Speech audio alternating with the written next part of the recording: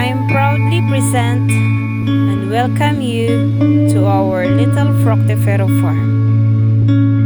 A coffee farm from the foothills of Mount Kalatungan, Maramag, Bukidnon.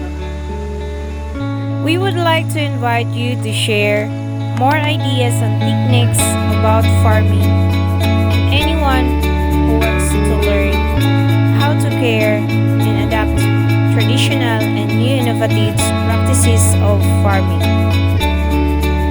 As we know, climate change is one of our problems nowadays.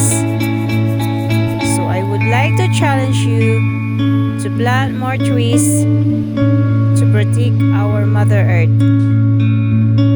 More trees, more life.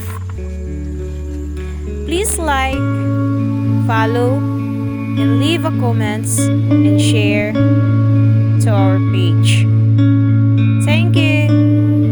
More power and God bless us all.